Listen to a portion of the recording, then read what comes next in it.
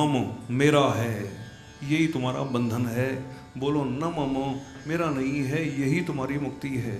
द्वैवदेवन्न मोक्षाय न ममेति ममेति च ममेति बध्यते जंतु न ममेति प्रमुच्यते।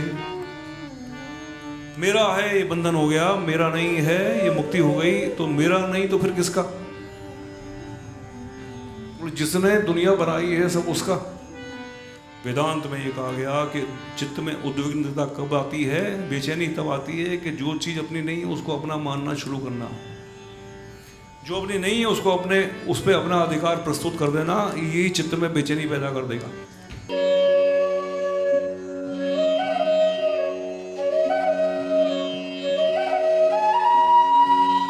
और बड़ी सुंदर कथा आई श्रीमद् भागवत के अंदर कि हमारे देश के राजा भरत, जिनके नाम पे पड़ा भारतवर्ष नाम, चक्रवर्ती राजा, एक दिन सिंहासन पे बैठे बैठे वैराग्य हो गया और ना कोई श्राप लगा किसी का, ना कोई तबीयत खराब हुई, ना रोग, ना कुछ, बस वैराग्य आ गया। धर्म ते बिरति जोग ते ज्ञाना।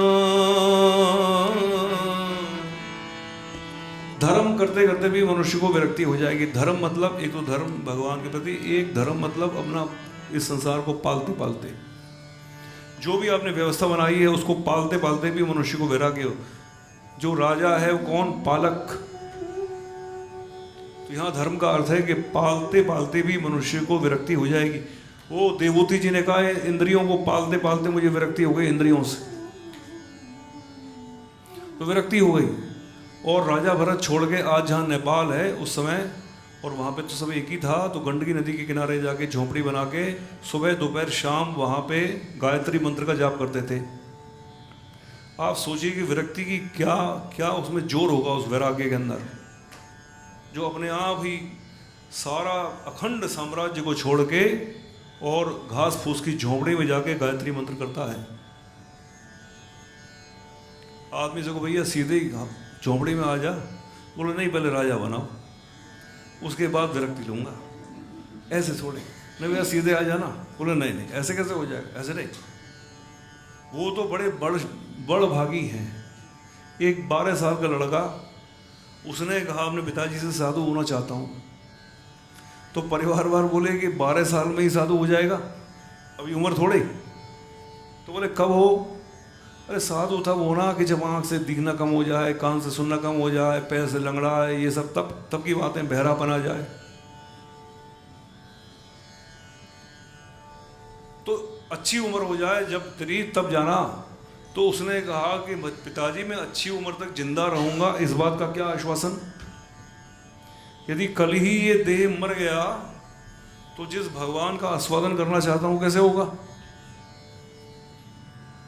फिर वो साधु जो ना, साधु हो गया बालक। किसी के भी मन में यदि वैराग्य आता है, आपके परिवार में भगवान की भावना आती है, उसको जाने दो, क्योंकि उसकी यात्रा वो बड़भागी है। वो उसके अंदर से उदय हो रहा है, वो भगवान को लेके वो आ रहा है। तो कोई कारण नहीं है पर भगवान की प्रीति आ जाए बालक के अंदर, कोई कारण नहीं है पर भरत जी के अंदर प्रीति आ जाए कि गायत्री का ध्यान करो। एक दिन और पूर्व की तरफ मुख करके नदी की तरफ भजन कर रहे थे, उसी समय हिरणी का बच्चा आया। हिरणी आई, हिरणी गर्भवती थी और जो पानी पीने लगी तो शेर चीता चिल्लाया, वो घबरा के चौंकी, उछली और गिरी। एक धमक से उसके पेट का बालक बाहर और स्वयं मर गई। राजा बैठे बैठे दृश्य देख रहे हैं, तो जपते जपते माला उन्होंने कहा, सोचा शरणस्य परित्यागे महापातक युग भवेत। शरण में ये पशु का बालक मेरे आया है और मैं शरण नहीं दूंगा तो ये महापाप की प्राप्ति होगी। उन्होंने माला झोली एक तरफ रखी, जाके हिरण के बच्चे को लिया आए, उसका लालन पालन करने लगे। अब आप देखिए हिरण कितना कोमल होता है पशु, उसकी आंखें देखो, उसको सिर देखो, उसकी दृष्टि देखो, हमारी इतनी कोमलता है कि मनुष्य को झट मोह हो जाए। कोमलता से मनुष्य को मोह हो जाता है। मोह ने कब पकड़ लिया उनको मालूम नहीं पड़ा, और उसको साथ में बिस्तर में सुलाते थे और गोदी में लेके भजन करते थे, उसी के साथ भोजन करते, सब कुछ जो है उसी के साथ ही।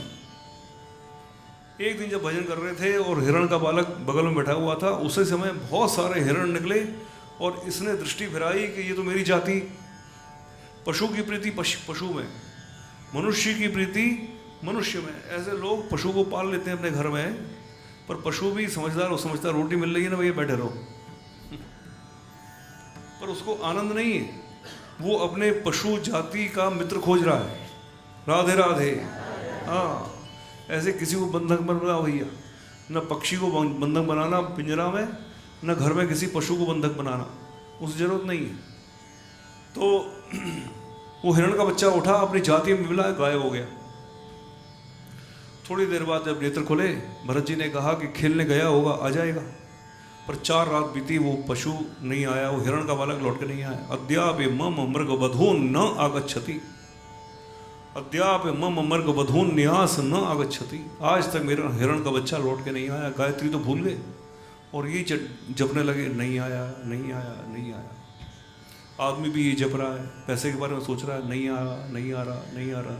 जब आ गया तो जपता है, चला न जाए, चला न जाए, चला न जाए। अतिथि से आदमी बोलता कब आओगे, कब आओगे, जब आ गया तो बोले कब जाओगे, कब जाओगे। पैसे से नहीं बोलता, हालांकि सबसे बड़ा अतिथि जिंदगी में पैसा ही है। राधे।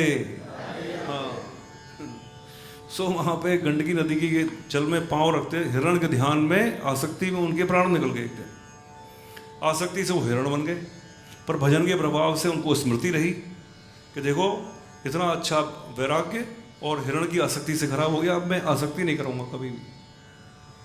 इस समझदारी में उन्होंने हिरण के शरीर को व्यतीत किया। तीसरे जन्म में जाके अंगिरा गोत्र के श्रेष्ठ ब्राह्मण कुल में उनका जन्म हुआ।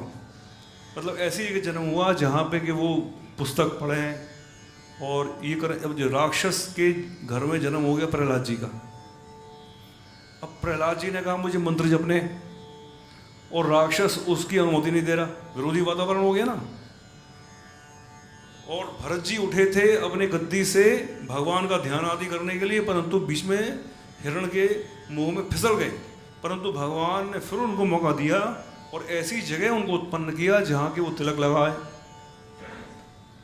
यहाँ जैसे गोविंद मंदिर का आसपास का इलाका है, अपना राधा दामोदर, ये सब मंदिरों के आसपास को गोपीनाथ जी का इलाका है। इस इलाके में आप खूब लंबे लंबे तिलक लगाओ। अभी जेल एन मार्ग को तिलक लगा दो कठिन हो जाए साहब। दूसरे इलाके में जयपुर के जो तिलक विरोधी साहब, तिलक समझ में ना आए वहाँ पे, तो वहाँ पे अनुकूल वातावरण में भगवान ने उनको जन्म दिया कि शास्त्र पढ़ो, पढ़ाओ, ये सब करो। तो उनके पिताजी ने कहा चोटी रखो, जनेऊ पहनो, ये मंत्र करो, ये, पर उन्होंने कुछ नहीं माना। नानोध्यायेत बहून शब्दान वाचो विगलापनम हितत्। उन्होंने कहा पहले तो एक हिरण के बच्चे से मेरा आसक्ति हो गई, अब ये तरह तरह के जनेऊ और चोटी और तिलक और ये शास्त्र और ये मंत्र, इनसे आसक्ति हो जाएगी। तो वे केवल परमात्मने नमः, परमात्मा परमात्मा जपते थे बस। और थोड़ा उन्होंने अपना व्यवहार भी अजीब कर दिया कि कोई पास ना आए, पास ना आएगा तो संबंध नहीं बनेगा, संबंध नहीं बनेगा तो आसक्ति भी नहीं होगी। इसलिए उनका नाम पड़ गया जड़ भरत, पागल भरत, जड़ भरत, परंतु जड़ नहीं थे वो। माता पिता स्वर्ग सिधारे। अब इधर से भैयाओं ने उठा के बैठा दिया खेत पे, चिड़िया उड़ाओ, वहाँ भी चिड़िया उड़ाएं ना उड़ाएं। एक दिन चोर पकड़ के ले गए, तो चोर पकड़ के ले गए तो देवी के सामने नरबली देने के लिए उनके हाथ पैर बांध के महाराज जो तलवार से सिर काटने को हुआ चोर का सरदार, तो देवी की प्रतिमा जो है फट गई। ब्रह्म तेज साति दुर्विषहेण दन्नयमानेन वपुषा सोच्च चाट सैव देवी भद्रकाली। और उसी तलवार को छीन के सारे चोरों के मुंड काट के उनसे गेंद की तरह खेलने लगी। भरत जी को बंधन मुक्त करके छाती से लगाया, पर भरत जी को कोई नहीं मालूम कौन लाया, किसने बांधा, किसने छुड़ाया। वो तो जड़ भरत, और जाके महाराज खेत में परमात्मने नमः ऐसे करते थे उसी समय वहां पे। और एक रघुगण नाम का राजा पालकी में बैठ के जाता था कपिल मुनि के आश्रम में ज्ञान प्राप्ति करने के लिए। वो जा रहा था, उसका एक कहार बीमार हो गया, तो उन्होंने कहा कि इस गांव में जाओ, एक मोटा ताजा आदमी मिले, वो उठा के ले आओ। तो खेत में सामने ही महाराज भरत जी बैठे, उनका क्या रूप स्वरूप। उनके अनुचर उठा के ले गए, उनको नौकर की भांति उस पालकी में लगा दिया।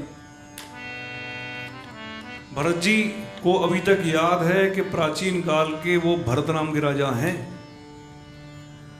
राधे राधे।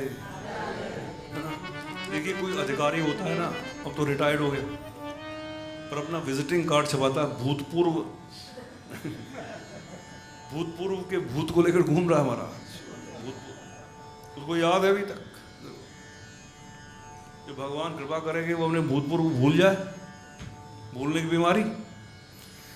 वो भरत जी को तो कितना बड़ा विजिटिंग कार्ड लेके उनको कि वो भरत नाम के राजा और नौकर की तरह लगा दिया, है ना। तो जैसे किसी अधिकारी के बच्चे को कोई पकड़ लेता है, बोले मालूम नहीं तू मैं कौन हूँ, तुझे मालूम है कौन हूँ, अभी दिखाता हूँ। तो भरत जी के अंदर कोई अहंकार नहीं आया, वो नौकर की तरह चलते, सेवक की तरह। पर चीटी वीटी आती है तो वहाँ पे जरा बचाते हैं तो पालकी हिलती है, अंदर सोता हुआ राजा हे वो ढारह विषम मुय्यते यान किमिति, इस यान को विषमता से क्यों चला रहे हो, एक ताल में चलाओ, मैं सो रहा हूं अंदर। तो उसको कहा गया कि नया आया है, आपकी पालकी को लेके कूद जाता बीच में, हम तो ठीक चल रहे हैं। तो कहा कि सुनने को समझा दो, राजा सो रहा अंदर। भरत जी को समझा दिया गया, पर तो भरत जी ने तो एक कान से सुनी, दूसरे कान से बाहर कर दिया। उन्होंने कहा कि मुझको चींटी की जिंदगी बचानी है, मुझको राजा की नींद से कोई परवाह नहीं है, मैं तो पागल आदमी हूँ, राजा से नहीं डरता मैं। वो अपनी धुन में चले। आगे बहुत सारी चींटी आई, उन्होंने छलांग मारी, महाराज पाल की तिरछी हुई और फिसल के राजा बाहर। बड़े अहंकार चोट लगी, एक हाथ में तलवार, दूसरे हाथ में भरत जी की गर्दन, और उसने कहा अरे मूर्ख तू तो जिंदा ही मुर्दा है, क्योंकि राजा की नींद की परवाह नहीं करता। ये सुन के और रघुगण राजा के हाथ से तलवार, उन्होंने कहा भरत जी ने कि महाराज बड़े अच्छा किया आपने, ये तो इतने सुंदर शब्द बोले कि जिंदा मुर्दा। रघुगण राजा के हाथ से तलवार छूट गई। उसने कहा कि इतने कड़वे बोलने पे जो हाथ जोड़ रहा है, ये तो कोई पागल के वेश में विद्वान विचरण कर रहा है। नमो महद्भ्यो नमः शिशुभ्यो नमो युमभ्यो नमः वटुभ्यः ये ब्राह्मणा गामवधूतलिंगाश्चरन्ति तेभ्यः शिवमस्तुराज्ञाम्। इंद्र के वज्र से, मृत्यु से मैं नहीं डरता हूँ, रघुगण ने कहा, पर किसी विद्वान का अपमान कर दूं, उससे सरस्वती का अपमान हो जाए, बहुत डरता हूँ। इसलिए हमेशा ध्यान रखो, कभी भी आपका पैर लग जाए पुस्तक आदि पे, उठा के माथे पर रखो। रुपए का तो झट उठा लेते हो, ये कलम पेंसिल आदि ये सब भी कोई पैर से लग जाए ना तो तुरंत उठा के माथे पर रखो। सरस्वती, जब तक सरस्वती बनी रहे सब ठीक रहेगा। ये नाराज नहीं होने चाहिए महाराज, सरस्वती बनी रहेगी ना तो लक्ष्मी तो आनी ही आनी है।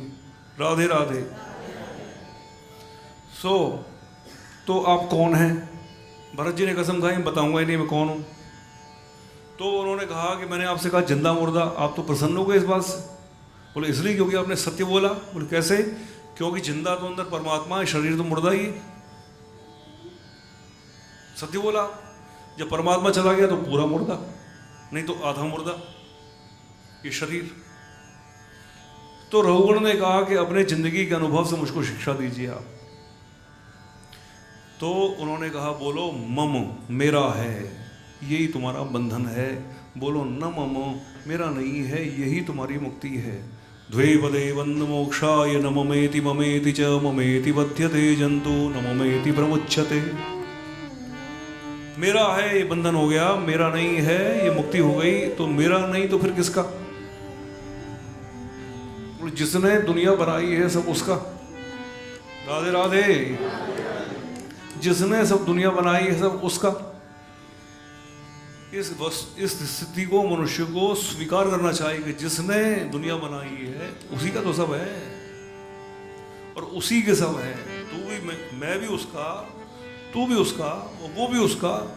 इसी के कारण जिंदगी में ईश्वर प्रभु के नाते जब साधु को चिट्ठी लिखता है तो अंत में ये नहीं लिखता आपका, आपकी, ये नहीं लिखता। वो कहता है आपका प्रभु के नाते।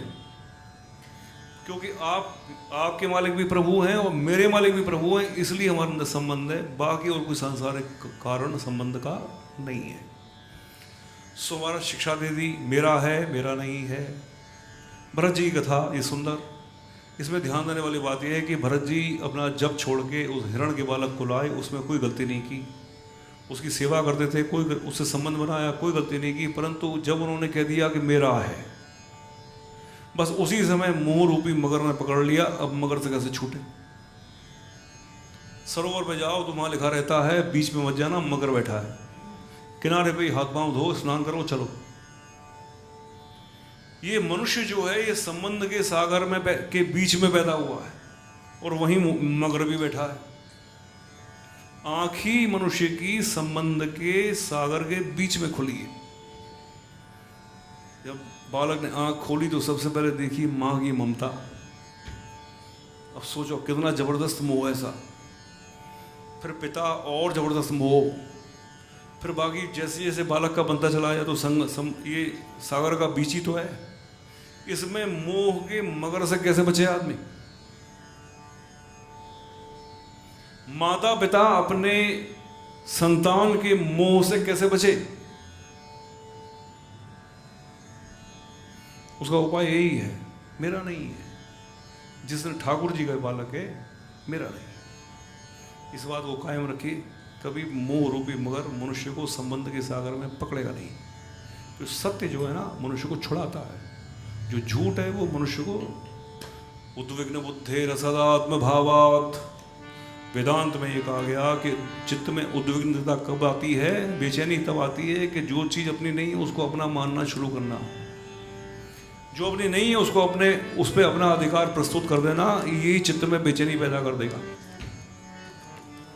बालक है, माता पिता है, भगवान का है, मेरा नहीं। एक दूसरे के हम हैं, क्योंकि सब उसी भगवान से आए हैं, इसलिए।